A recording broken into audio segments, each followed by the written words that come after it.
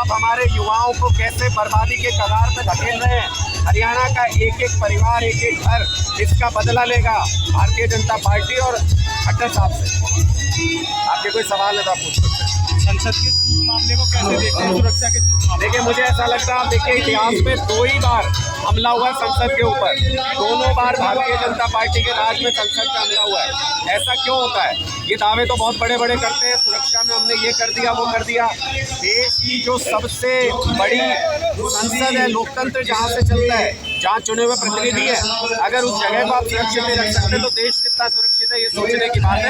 पूरी तरह से फेल हुई है भारतीय जनता पार्टी की सरकार और मोदी जी देश को सुरक्षित रखने में। संसद का ये ब्रीच साफ तौर पे ये बताता है।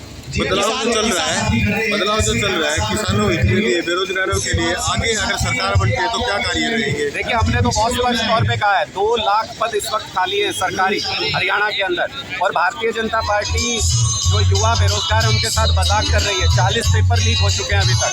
बार बार वैकेंसी निकालते हैं, कैंसिल कर देते हैं। जो वैकेंसी निकली वो अदालत में अटकी हुई है।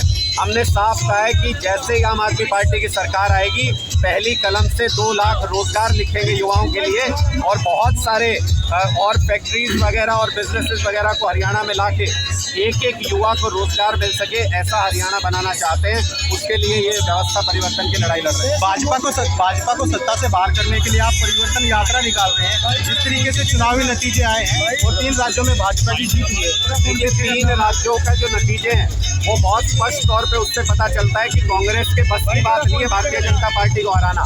हरियाणा में गांव-गांव में अब ये चर्चा शुरू हो गई है कि भाई कांग्रेस के बस की नहीं है।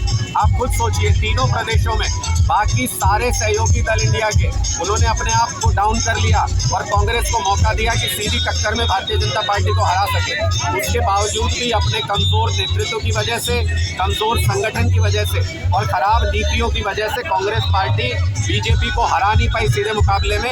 अब हरियाणा के लोग विकल्प तलाश रहे हैं जो बीजेपी को हरा सकता है, और वो विकल्प निश्चित तौर पर आम आदमी पार्टी है। यात्राओं में चल रहे हैं आप। लोकसभा चुनाव की 10 की 10 सीटों पर आम आदमी पार्टी तैयारी कर रही है, और 90 की 90 विधानसभा सीटों पर हमारी तैयारी है। इंडिया गठबंधन की कोऑर्डिनेशन कमेटी सीटों को लेकर जो भी निर्णय करती है, उसके बाद हमारा हाईकमान जो भी आदेश देगा हम उसका पालन करेंगे। लेकिन विधानसभा चुनाव के बारे में हमने बहुत स्पष्ट तौर पे कहा है, कोई गठबंधन नहीं, किसी के साथ कोई सीट शेयरिंग नहीं। 90 की 90 सीटों पर आम आदमी पार्टी अपने दम पे चुनाव लड़ेगी और एक तरफा बहुमत की सरकार हरियाणा में बनाएगी। ठीक है।